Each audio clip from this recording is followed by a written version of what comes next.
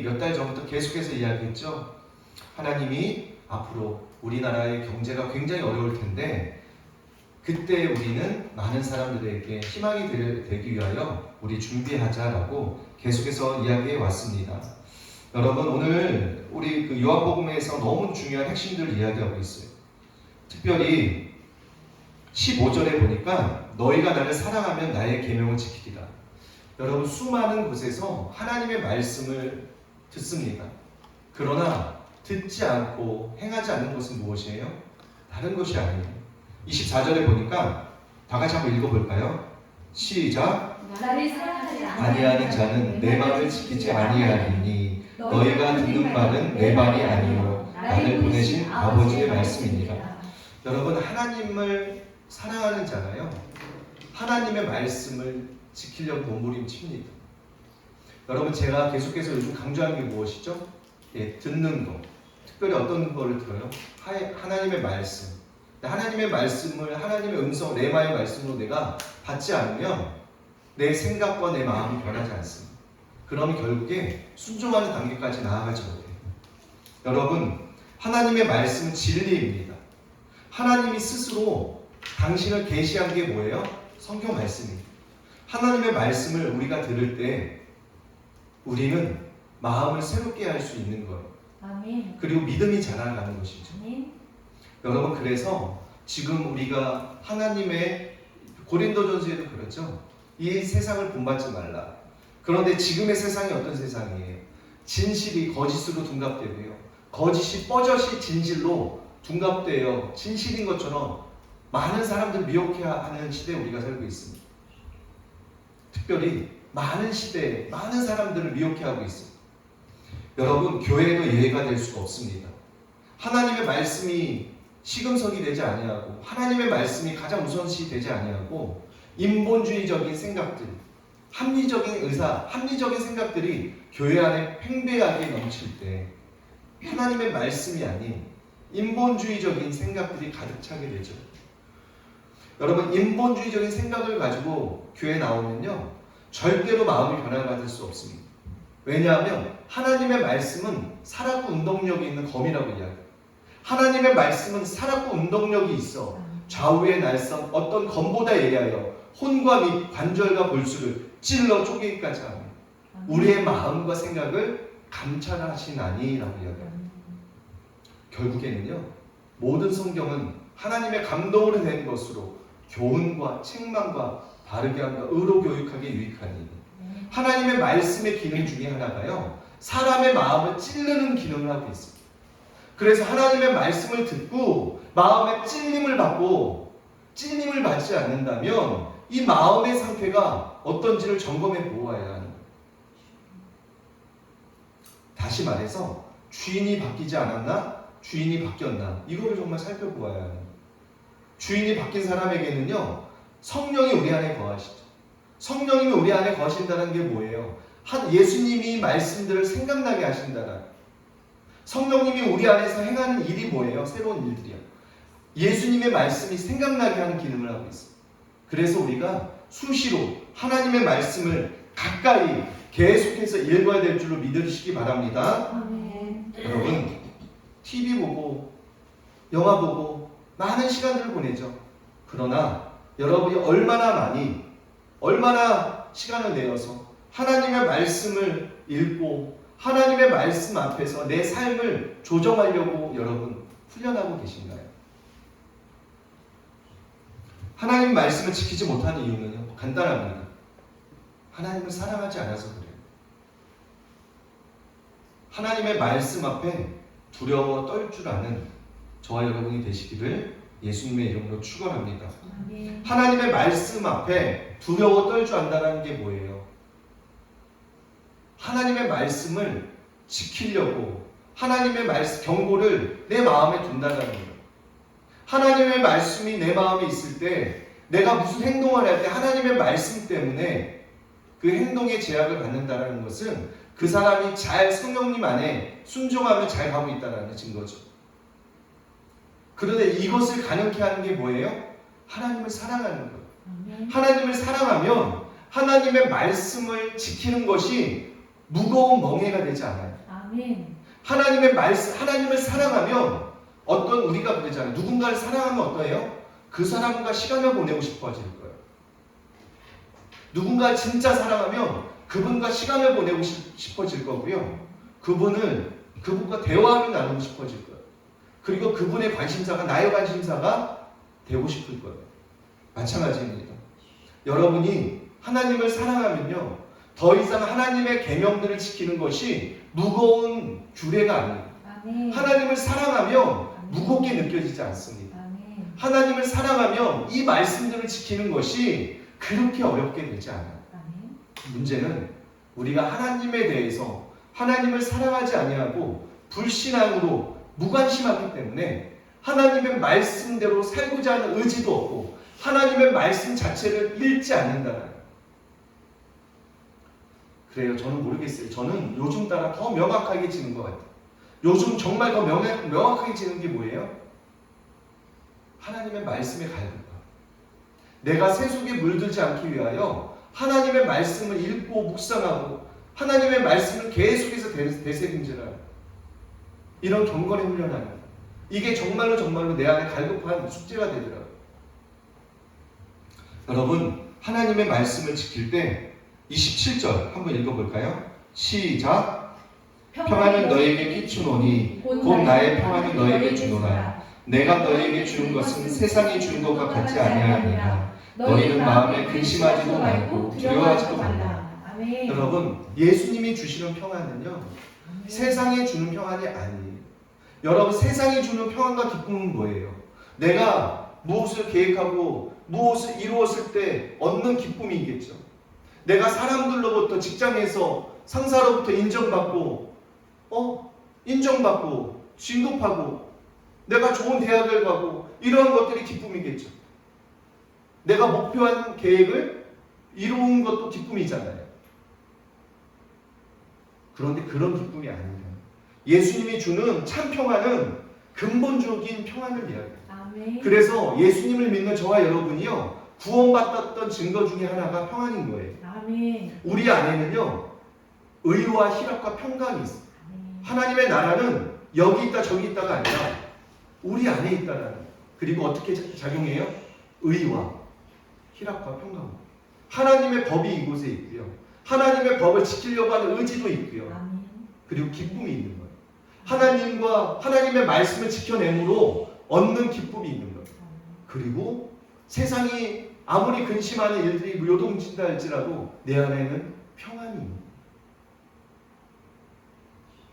하나님의 의가 있어서 이번에 사고를 당한 이 사건을 보고 우리 안에 근심이 있는 거예요. 아픔이 있는 거예요.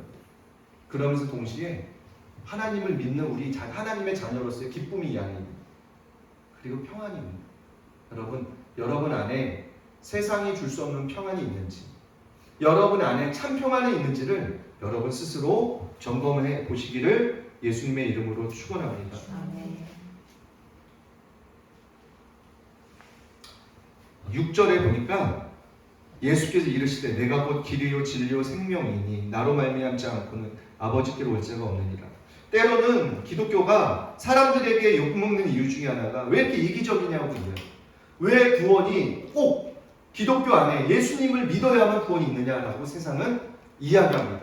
심지어는 다른 종교까지도 기독교를 편협적으로 바라보는 이유가 여기 있어요. 그러나 성경은 분명히 이야기하죠. 예수님이 길이요 진리요 생명이라. 그리고 아버지께로 올 자가 없다라는. 오직 하나님께 가는 길은 예수님이 길이고 진리요 생명이라. 이 예수님이 길이요 진리요 생명이신 예수님이 당신하고 무슨 관계가 있느냐? 예수님이 나하고 어떤 관계가 있느냐? 여기서 우리는 정체성을 알게 되고요. 여기서 우리는 구원이 결정돼요. 아멘. 예수님이 여러분의 어떤 분 되세요? 예수님이 여러분의 길이 되십니까? 여러분의 인생에서 캄캄한 길을 걸어가는데 캄캄한 그곳을 비춰주는 길이 되세요? 아멘. 그리고 예수님이 진리가 되십니까? 아멘. 세상은 없어져도 진리이신 하나님의 말씀은 영영하라는, 영영이 있다라는 그 진리 되시나요? 예수님 말씀이요? 아멘. 그리고 예수님의 말씀이 생명 되시나요? 예수님이 여러분의 생명 되세요? 여러분, 예수님이 길이요 진리요 생명이 되시는 것이, 그래서 예수님과 나와의 관계를 어떻게 표현해요? 신랑과 신부로 표현하고 있어요. 하나님은 예수님과 우리의 관계를 어떻게 표현해요? 신랑과 신부로 표현하기도 하고 교회의 머리와 몸으로 표현하기도 합니다. 여러분, 예수님과 친밀함을 누리는 저와 여러분이 되시기를 예수님의 이름으로 축원합니다. 예수님을 사랑하는 신랑으로, 그 예수님을 사랑하는 신랑으로 여러분이 여긴다면 신부인 저와 여러분이 거룩을 지키고 그분과 우리는 언약 관계에 있잖아요. 혼인 관계에 있잖아요. 그러면 신랑이신 예수님 앞에서 얼마나 우리가 더 아름답게 단장하려고 노력해야 합니까? 예수님이 여러분의 참 신랑 되세요.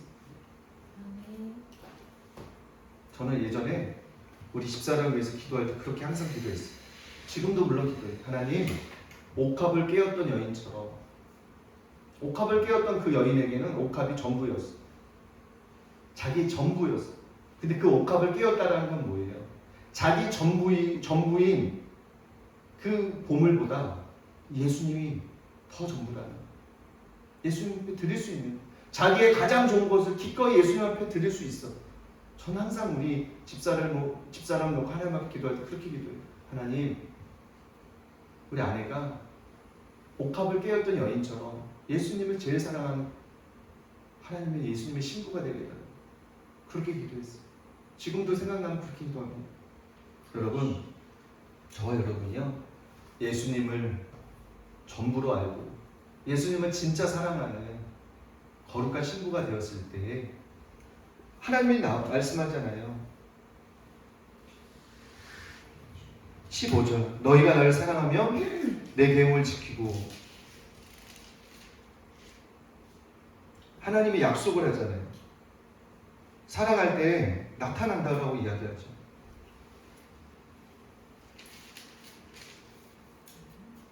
여러분, 우리가 주님을 진짜 사랑하고 그 사랑하기 위하여 성령님의 도우심을 구하고 예수님을 사랑할 수 있는 거룩한 신부가 되기 위하여 기도하며 나아갈 때 그 과정이 하나님과 동행하는 삶이 될 거고요. 예수님과 동행하는 삶이 될 겁니다. 그렇게 그러한 삶을 살기 시작할 때 광야의 길을 만드시는 그 하나님을 여러분이 경험할 수 있을 거예요. 광야에는 살 수가 없습니다. 제가 예전에 이스라엘 갔는데 광야를 딱 보는 순간 그냥 우리가 광야 눈으로만 성경을 통해 읽는 것을 눈으로 딱 보니까 그냥 그 의미가 확 들어오는 거예요. 광야는 살 수가 없어요. 광야는 고독한 것이, 광야는 하나님의 도우심이 아니면 살 수가 없는 거예요. 그것이 광야. 근데 그 예수님이요, 습관을 따라 하나님과 홀로 광야에서 기도했대요. 산에서 기도했다. 하나님이 전부입니다. 여러분의 인생에서 가장 귀한 게 뭐죠? 저는 어저께 제가 전도사님이 우리 교회에 놀러와서 그런 이야기 했어요. 전도사님은 나중에 진짜 하고 싶은 사역이 무엇입니까? 저도 제가 한 작년인가요? 심각하게 하나님 앞에 고민할 때가 있었어요. 하나님, 제가 진짜 마지막으로 하고 싶은 일이 뭘까요?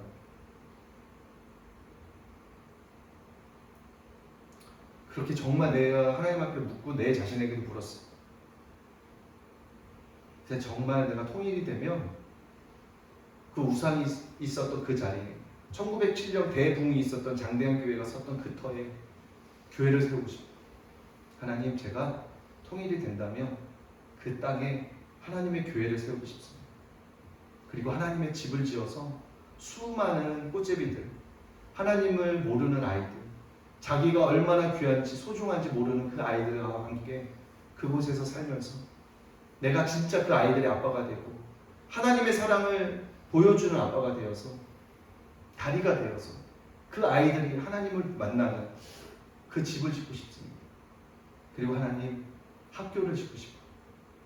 학교를 지어서 참된 가르침, 왜곡된 가르침이 아니라 참된 진리를 가르칠 수 있는 학문, 그렇게 해서 참된 지식이 얼마나 중요한지를 그 아이들에게 전해줄 수 있는 학교를 짓고 싶어. 하나님, 이게 내 마지막 소원이 되지 않을까 싶어. 기도하게 되더라. 저는 요즘 기도합니다. 하나님, 건축 전문가들 만나게 해달라. 왜냐하면 내가 건축에 대한 지식이 없으니까 앞으로 통일이 되면 땅을 사서 교회도 지어야 되고 학교도 지어야 되는데 건축 전문가들, 그래서 구체적으로 기도하게 돼요. 하나님, 부살렐과 오홀리압처럼 하나님의 제주를 받고 지혜를 받은 진짜 하나님의 건축가, 진짜 하나님의 사람들을 만나게 해달라고. 동역해서 집을 짓고 교회를 지을 수 있는 은혜를 달라고. 저는 그렇게 할 겁니다. 그렇게 할 거예요. 여러분, 진짜 가치 있는 거는요, 여러분, 진짜 가치 있는 거는요, 예수님을 믿는 거예요. 아멘. 예수님을 믿어드리는 거예요. 예수님을 사랑하는 거예요. 이게 진짜 가치 있는 일이에요. 이게 진짜 가치 있고 진짜 소중한 거예요. 왜요? 왜 우리가, 하나님은 우리에게 왜 다 요구할까요? 하나님은 때로는 우리에게 부모도 버리라고 하고 형제도 버리라고 하면서 하나님은 그분을 제일 사랑하라고 하고 우선순위를 가지고 예수님을 따르라고 하나님은 말씀하고 있어요. 굉장히 이기적인 것 같이 들리잖아요. 하나님, 우리 가족보다 어떻게. 그런데 그렇지 않아요. 왜 그럴까요? 하나님은 여러분을 살리기 위해서요. 하나님은 여러분을 살리기 위하여 하늘 보좌를 버리시고 하나님이 이 땅에 인간의 모습으로 오셔서 인간이 당할 수 있는 최고의 고통과 수치와 아픔을 다 그분이 친히 당하시고 다 이루시고. 그래서 하나님이 여러분에게 다 요구하는 거예요. 99%를 요구하는 게 아니고요. 여러분 100%를 요구하는 거예요. 그래서 하나님이 제일 먼저 요구하는 게 뭐예요? 너 주인 바꾸라는 거예요. 너 주인 바꾸라는 거예요. 회개하고 복음을 믿어 주인을 바꾸라는 거예요. 근데 세상 사람들은 이거를 굉장히 편협하다고 이야기하죠. 여러분, 정말 가치 있는 것은 내가 주님을 사랑하고 그분을 사랑함으로 인하여 그분 말씀 앞에 내가 몸부림치는 거예요. 하나님을 사랑하는데 하나님 말씀대로 살지 못하는 이 자신을 분이 불쌍히 여겨달라고, 아버지 아프게 여겨달라고. 그때 하나님이 도와주시는 거예요. 그때 성령님이 도와주시고요. 그때 성령 충만이 임하는 거예요. 근데 그 때때때를 못 놓쳐버려요. 우리 늘 하나님의 말씀이 우리 안에 있어야 돼요. 늘 하나님의 말씀이 내 생각 속에 있어야 돼요. 그래서 내가 살아갈 때 위기의 순간, 어떠한 위기의 순간 앞에서 하나님의 말씀을 끄집어내어 성령님 도와달라고 기도할 수 있는 거예요. 그렇게 기도할 때 하나님이 돕는 은혜를 주시는 거예요. 그때 조금씩 나도 모르는 사이에 경건한 모습으로 변해가고, 나도 모르는 사이에 조금 더 예수님을 사랑해 가는 거예요. 그래서 내 마음속에 갈망의 크기가 점점 커지는 거예요. 갈망의 크기가 커지는 거예요.